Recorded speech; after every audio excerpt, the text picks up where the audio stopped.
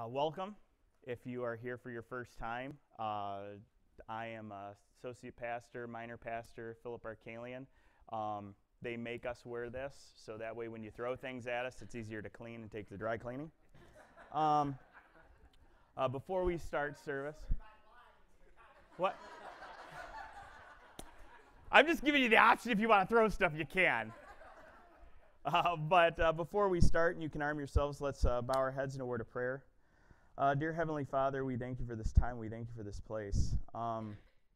Just help us. Help our words. Help my words. Help our ears. Help our thoughts. Just help us.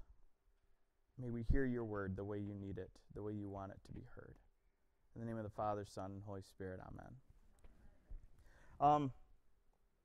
I bring up my dress attire just because I don't like to wear pants, and when I get anxious, I pass gas, and it just makes it more airy and roomy. So that way, if you see me do the hardcore shuffle, it really is, I'm letting one loose. So really apologize for that. If you're new here, it does get worse. But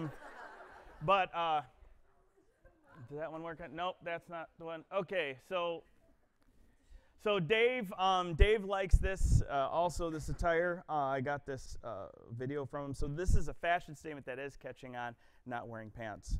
The only difference is that I don't look as muscular or as thin as that. But I really wish I did. Are you wearing pants there? You got to try. See? It worked.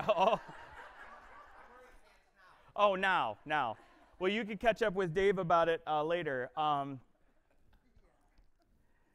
So today, just look at the awkwardness that already we start out with. I use pictures, and these pictures aren't supposed to be up right now. So let's go back to Dave. So we just get done with Christmas. We have entered the end of Advent. And we see that we've opened our gifts, we've had our holiday cheer, and now we move into the aftermath of Christmas. The credit cards and the cleaning and the wrapping paper and all the exchanges that have to happen. But the unique thing about Christmas that we come out with is that we always come out with this unique ability of all the stories we hear, all the unwritten down literature that our families expel upon us on Christmas dinner, and I always find them so amazing and fascinating because nothing is more beautiful than a good story. My favorite stories are the ones that expel my father in an awkward light. It's a story I like to hear at Christmas time, and it always comes out. It's between my Aunt Rosie and my dad. And what my dad would do to play this game is they would get candy bars, I think on Sunday. And Rosie, you could correct me if I'm wrong. And my dad would eat a little bit of the candy bar, and then he'd look to his sister, my aunt, and he'd say, "Hey, you want to have a race to who finishes the candy bar?" And she'd be like, "But you got a head start." And he would look at her with all the sweetness, all the gentleness in his eyes and say, "You know what? I'll trade with you. And you'll have a head start." And the thing is I like, this story does not change the way my outlook is on my dad.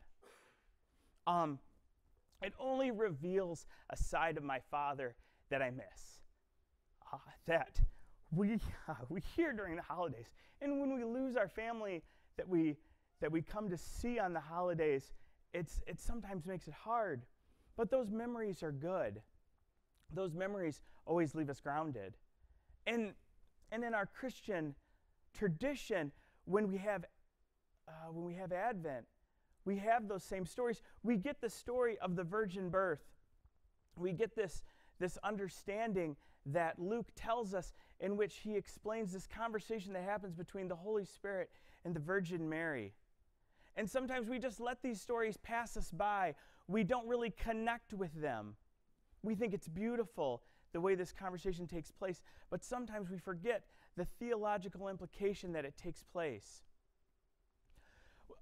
When you saw this awkward photo of these two icons. These are icons that during the early centuries, people would have understood who they were, because on one side you have Zeus, and on the other side, in a faraway land in Germany, in Germania, you would have Odin. And the thing is these are pagan gods in such the way that they don't ask.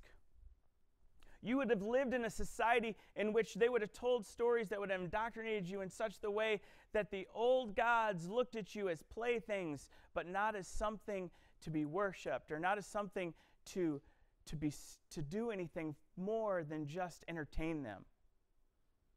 That you were put here for entertainment of the gods.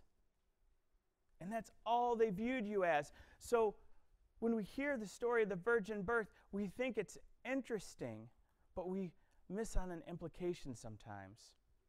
We miss on the implication that for years everyone's told stories of how these gods manipulated women, how they changed their image so that they could trick them, so that they could sneak into their bedrooms and do things with them.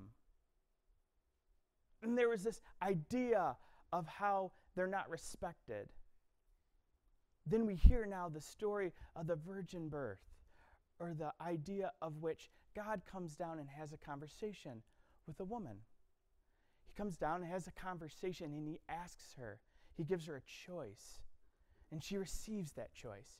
She, as Joe put it a few weeks ago, she gets to acknowledge it and she gets to accept it. And we see this revealing of God early in the Advent story. No manipulation. No manipulation in this story.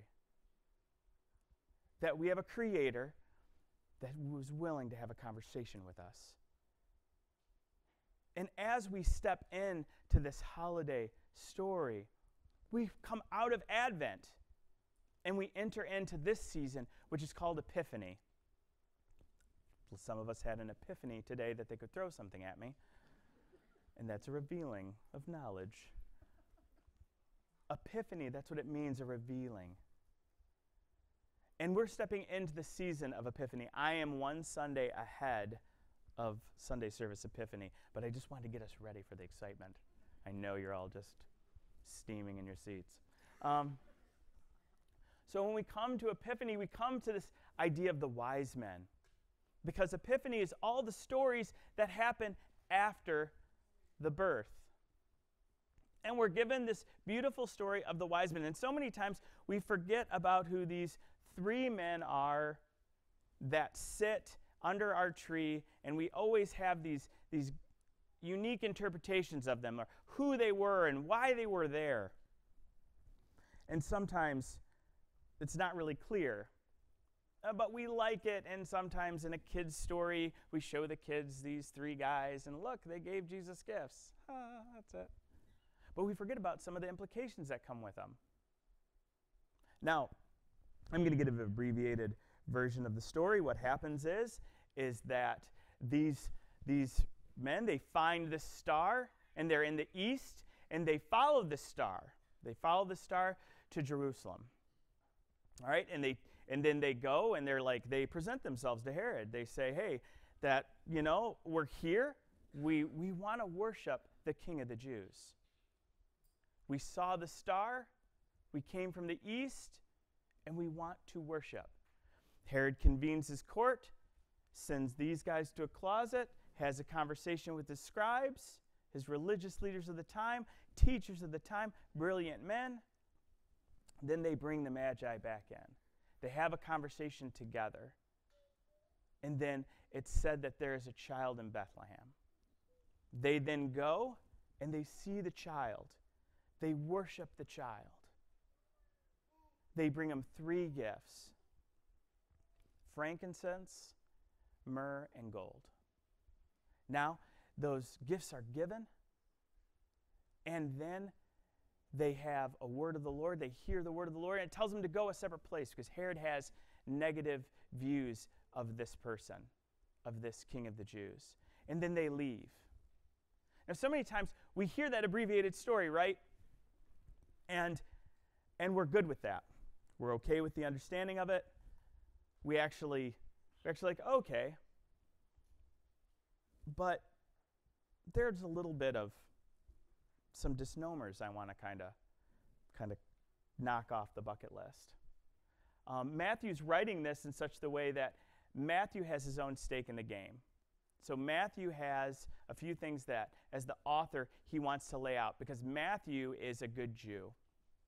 Matthew has grown up with the Torah. Matthew understands the Torah. He understands the implications that come with these three men, because these three men are very unique in the way they come to the Lord, the way they experience this, the way they engage. There are some things that we also need to kind of flesh out. First, there was probably more than just three magi. The reason why we get three magi is because there were three gifts, and we assume that there's just three men. But these guys would have came with a caravan. They would have been able to see for miles away. They also took 2 years to travel to see Jesus. So they took 2 years to travel. They're coming with a caravan, and they give these three enormous gifts. Now, we also can kind of conclude that they were men, because if they were women, they would have asked for directions. They would have been there on time. They would have probably given practical gifts. And since they would have been there on time, they would have helped with the birth, probably cleaned the stable, got a quiche ready. You know, these things would have happened. But instead, they took 2 years to get there. Okay? But also, we have to come to the fact that they're from the East. They're Easterners. Not only are they Easterners, but Matthew makes it known that they were studying the stars. They were studying astrology. Now, we call them wise men because a lot of times we like to kind of sanitize the idea of who they are. But the word magi is much more appropriate. Matthew uses the text magi because it's where we get our word for magic. They were astrologers. They were from the East. They were not worshipers of the Jewish God. They would have been what we would have looked at in the Old Testament as the prophets of Baal. Or the Pharaoh consulted them when he dealt with Moses. They were worshipers of false gods and false idols and false ideals. They had negative views of the Jewish people. They would have looked down on them. They would have been the persecutors. So when Matthew writes this comes back to that upside down idea of faith. That someone can come to the truth by a false means. That these three men can have an idea, a pagan understanding, and still come to God. Not just come to Him, but go to the scholars that are less than miles away and tell them, remind them that the Messiah is being born so close. Matthew writes this because it's important. Matthew writes this because there's this understanding that we as Christians have it all together. Now, these three men, they didn't get this idea by listening to Jack Van Impe, by having some Christian radio on. They got this idea from honestly looking at the stars and coming to that conclusion, because that's the statement they make to Herod in his court. We have seen a star in the east. And the reason why they study the stars is because they're looking for other gods. It's interesting that they're looking at our Creator's creation. J.R. Tolkien has a book. It's called The Silmarillion. And in his book, he has this in the first chapter, he writes about this mythology about this god named Eluvata, and how Eluvata puts the world into existence, and he does it with all his Minar. And his Minar are these angelic creatures, and he tells them all to sing a song. And they all are singing this song, but they are not singing it where they can hear each other. And then in little bits, he clues them in, and he allows the song to come into its fruition. He allows this song to be connected. And this song is woven together. Now there's one of the Minar that is called Melkor, and he weaves a sinister song in this tapestry of music. And at the end, he laughs, and he says to Eluvata, "But I have woven my sinister song." And Eluvata just smiles and says, "I will still use that to my glory. I will still use that to my benefit, because I am the creator. I have caused the creation." So when these magi come, they come with this idea. They have gotten to the place, but they have not been able to take the complete journey. They have been able to see, and they've been able to embrace that. Because even though they've gotten there, there still is the fact that they now come to face with a child. And they've came to face with an opposition, Herod. Because there's conflict there, isn't there? And they can recognize it. There's conflict in our own faith. There's conflict that happens sometimes when we come in contact with new ideas, with people that are different. And sometimes we can fight it out. Sometimes we can stay in that place and talk it out. Sometimes we can live together and communicate. And we see that they hear this action that takes place from God, where God tells them, "Do not go home the same way." Because it's interesting, even though they got to Christ with a false ideal, right?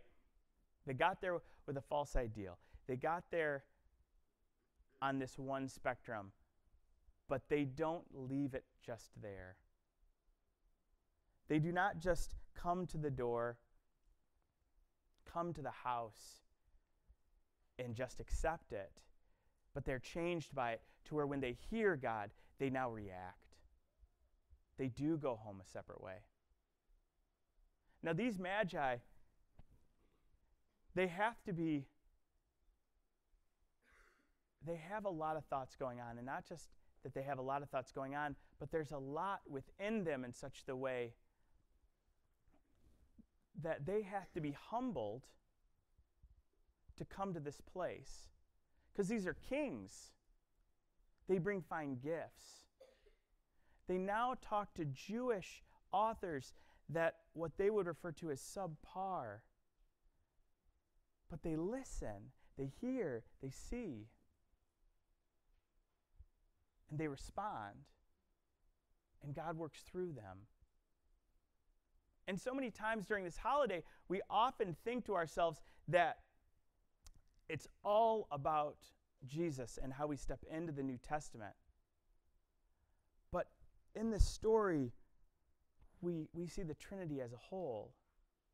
The purpose of Advent shows us the Trinity moving forward together, God revealing himself more. We see how God puts in place, how his creation spurs these men to go and see the Messiah. We hear earlier about the conversation that God has to spur the Messiah on. We see the depths in which God goes. And these magi, after seeing and hearing, are impacted enough to where they listen, to where they respond. So many times we click we hear opposition. We hear a different idea coming from a different source, from a man in a bathrobe that may speak different or have a little bit of different theology, and sometimes we may handle that differently. We hear these words and the implications that are given, and sometimes we don't know how to respond when we hear a new idea, when we hear something different. When we enter into 2020, we enter into a year of an election where different opinions will be said, where different views will be characteristically given, different thoughts and different feelings from different backgrounds will be shared. So many times we can handle this in so many different ways, but I would encourage you to try and see, try and witness. When you come into these conversations, you come in them with your eyes open. You try and hear what the other person has to say, even if they may be from a different background, even maybe from a different person. And then you let that work within you.